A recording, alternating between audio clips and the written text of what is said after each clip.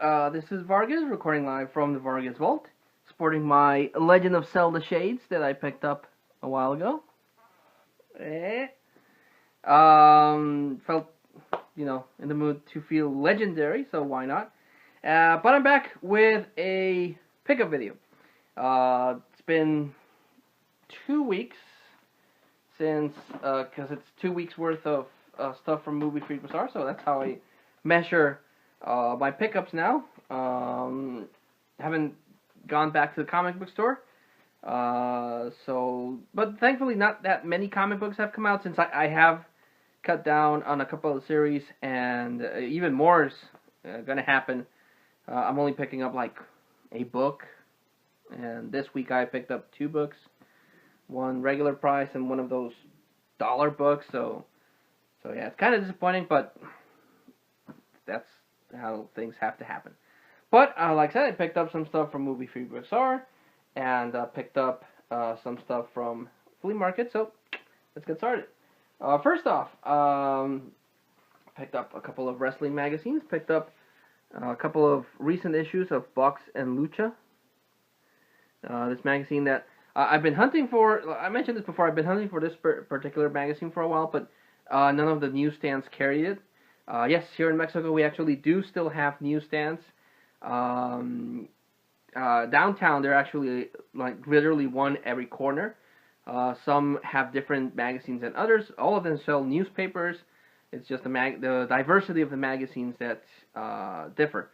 But I don't know why. I don't know the reason behind it. But recently, a couple of the newsstands have been carrying this magazine, which I've been hunting for. So now that I have it available, I'm picking it up. This is issue 3329. So 3,329 issues. This magazine is really, really old. But this is, on the cover you have a match that's been, supposed to be in the works for many, many years. Carístico, who's the original Místico, Sin Cara in WWE, at least the first Sin Cara, against the CMLL Místico. For a number of years since Carístico has come to the CMLL, they've been, doing this, that maybe they will, maybe they won't. Honestly, the name Místico is property of CMLL, so it's very unlikely that they'll allow Místico to lose his mask. The one, if they pay him enough, is going to be Carístico, because he's had so many other masks. He's been Místico, Sin Cara, Místesis, and Carístico. So he hasn't, unfortunately, stick with a character. So it's very, very unlikely they'll allow their property to disappear. Also, Cráneo, who used to be Alebrije, was a Rudo, heel, but now he turned face against Los Ingobernables, Bruce's team. So now he's a good guy. And issue 3330. On the cover you have Princess Yuhit against Seductora, hair versus hair match. Who Seductora lost, so she's now bald. And Princess Yuhit had a mask but lost it a couple of, I think, last year. So yeah, nice magazine. I like reading about stuff. Yeah, I'm an old person at this point, and I like my physical media.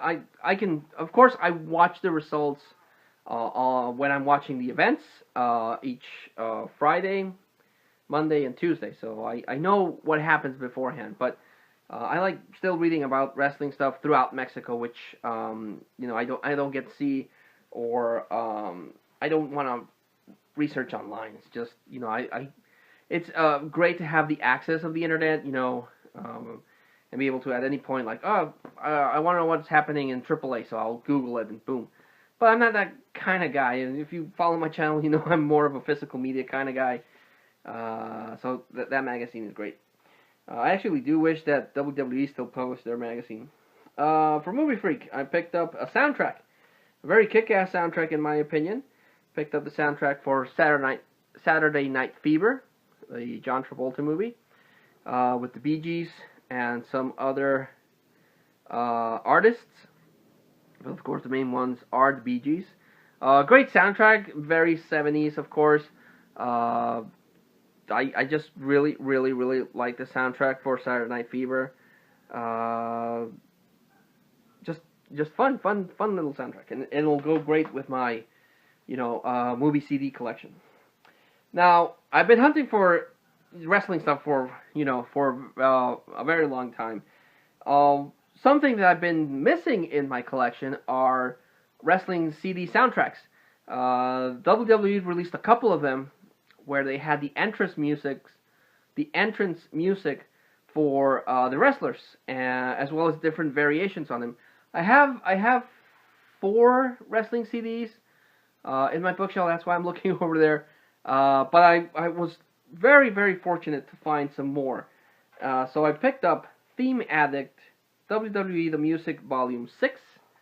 This is a 2-disc set with the CD and a DVD with the videos that would they would show at the Titantron. So this is pretty cool. Picked up WWF. This is before they changed WWE, WWF.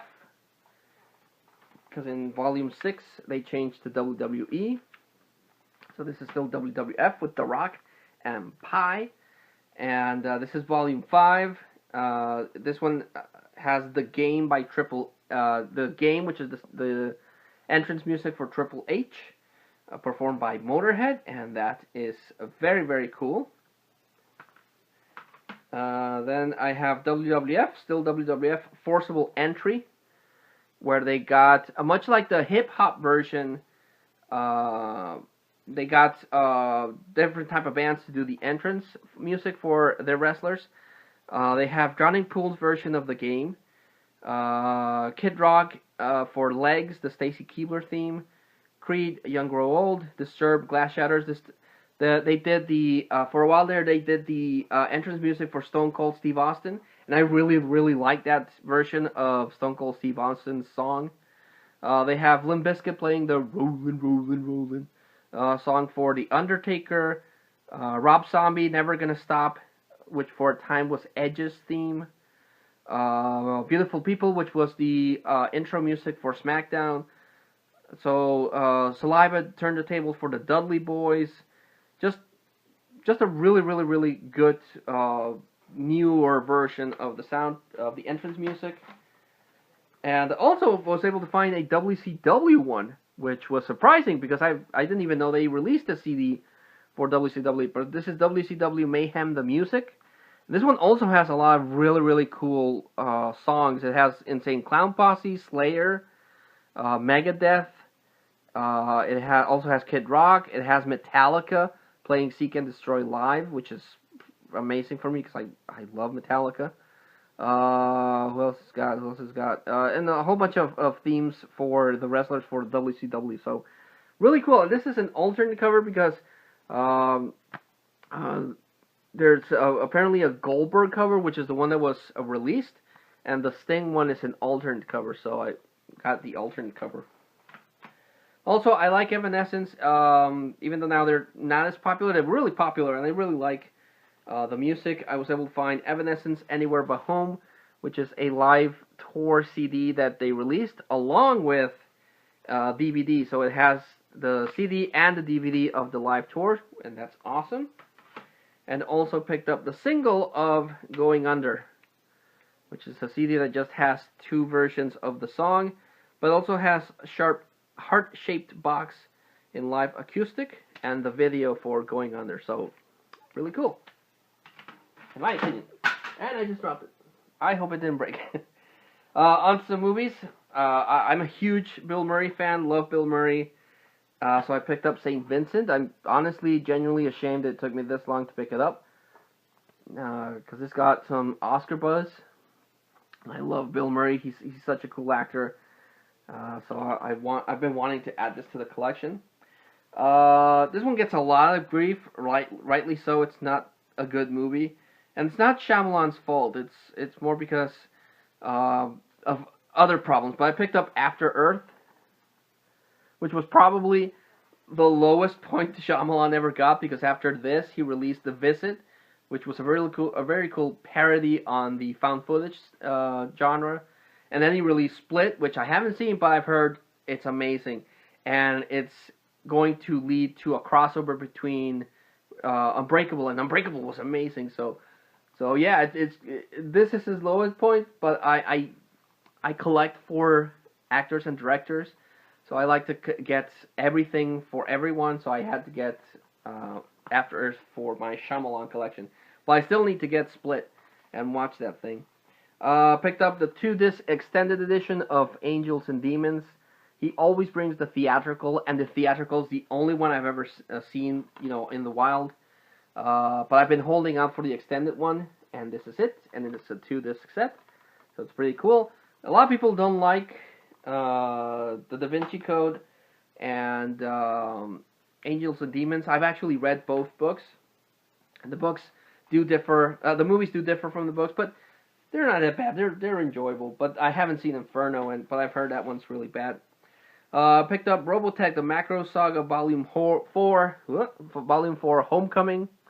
I grew up on Robotech. I love Robotech, although the animation by today's standards, is prehistoric. Some people I've heard revisit Robotech and can't tolerate how old the animation looks. But I grew up on that stuff, so I don't care. I love Robotech. I'm still missing a couple of discs to complete my Robotech collection, but I have it and it's awesome. This one I genuinely have no idea what this is about, because I thought I had all the Street Fighter movies with Sonny Chiba. I have Street Fighter Last Revenge, Sister Street Fighter, and another Street Fighter movie. So I thought I had them all, but I saw this one, which is called Lady Street Fighter, which I didn't even know existed. It does look like it's going to be one of those budget VHS to DVD conversions. But I don't care. I like me some martial arts. So if this is half good or even cheesy good, worth the purchase. Because I'm a frequent customer at Movie Freak Bazaar, they have a membership card, and every time you purchase with Movie Freak Bazaar, they punch your card, and after completing the card, you get 2 free DVDs. So for the free DVD I got is a movie I didn't own, Thelma and Louise, which I've actually never seen. I've never seen Thelma and Louise. I saw the parody episode on The Simpsons where Marge and her friend, go on a trip, and I know it. They're referencing Thelma and Louise, but I've never actually seen the movie. So I decided to pick it up because it was free. And I also picked up a movie that for many, many years I always skipped on because I was 100% sure I already owned it. It was in my DVD collection. And then one day I was sorting my DVDs and I realized I don't have it. So I picked it up. This is the second free movie I got from Movie Freak, and that's Sathura. It's supposedly a spiritual successor to Jumanji.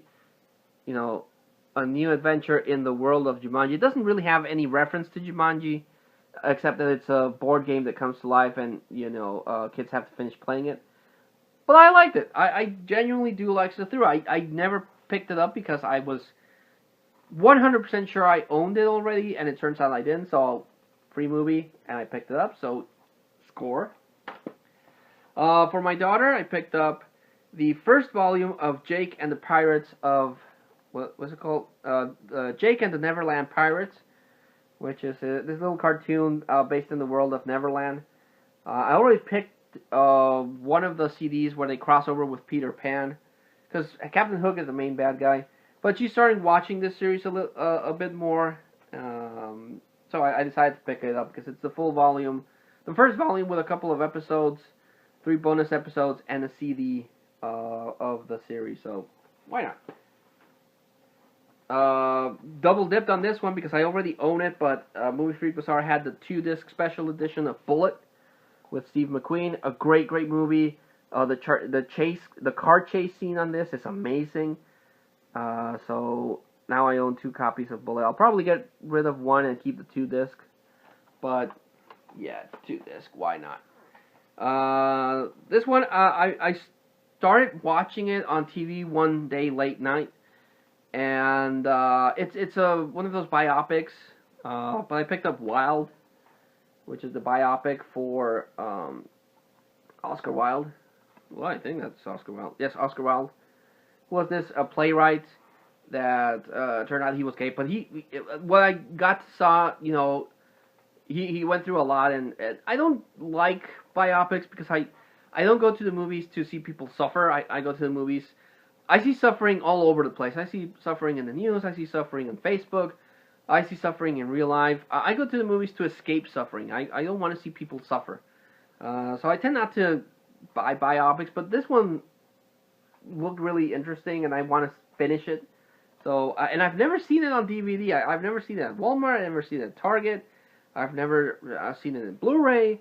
I've never seen it in the wild. So when Movie Freak got it, I picked it up and added it because at least I want to see how the thing ends. Also, this one I've never picked it up because I saw it long time ago with my dad on VHS. We rented it, and parts of it were interesting, but I felt that this movie was really long. Some parts just felt like it really dragged on. But I picked up the 2-disc director's cut of JFK from Oliver Stone because I don't own it, and it's a 2-disc set, so why not? Well, I do remember this movie felt like it dragged for a couple of minutes. Picked up a 2-disc movie set of Gundam. And this is Gundam Turn a Gundam the movies. Earthlight and Moon Butterfly. Much like Robotech, Gundam is pretty cool. So, you can't go wrong with anime and giant mechs. This one I picked up just because I wanted to add it to my daughter's Disney collection. But this is Walt Disney Treasuries, The Hardy Boys. Now, I've read a couple of the books. I know what the Hardy Boys are about. It's about these, like Nancy Drew, they're these kids that solve mysteries. But I just picked it up for the novelty because it's from 1956. Part of the old Mickey Mouse Club, so I just picked it up for novelty. I have, I've never, obviously that's in 56, so I wasn't even born yet. But that's never stopped me from trying to hunt down old movies. I have a lot of black and white movies that are my favorite because they're, despite the fact that they're all in black and white, I enjoy that kind of stuff. So I picked it up for novelty reasons, but I am curious to see how that is. And picked up anime because anime is really hard to find. And I've never seen this one, and I always like to blind buy anime because, I end up being surprised by some really good anime. Sometimes I get disappointed by some really bad, but why not? And this is Now and Then, Here and There. Discord and Doom. It's a long-ass title, but it looks interesting. It has a robot, and the back kind of makes it look like a post-apocalyptic setting, so why not? I like my post-apocalyptic movies. So that was the collection picker video. Enough for 2 weeks, I'll say. That was definitely cool. I always like to recommend the standouts. So I'm going to recommend the ones that I've seen and that I enjoyed that other people might not remember or forgot about. So Thor is actually really enjoyable. It has Kristen Stewart, the block of an actor from Twilight, but she was pretty good in this. This and Adventureland are like the only two movies I've seen of hers where she's actually good. So that, and Robotech, because again, anime, giant mechs, you can't go wrong with that. Again, I've heard a lot of people complain about the animation that's prehistoric by today's standard, but that's that. I grew up with the old stuff. I appreciate the old stuff. So I have no doubt in recommending that you revisit Robotech. So, that was the pick a video, guys. Thanks so much for watching. Thanks so much for your comments, for your thumbs up, for your likes, for your views, for following my channel so much. You're the reason that I keep doing this, because I have thought of just giving up YouTube and, talking to my wife. She's also said, like, what's the point if nobody watches it? But there are people out there that do watch it, and I appreciate each and every one of you. So, until I see you all again, this was Vargas in the Vargas Vault, thanking you as always, and signing out.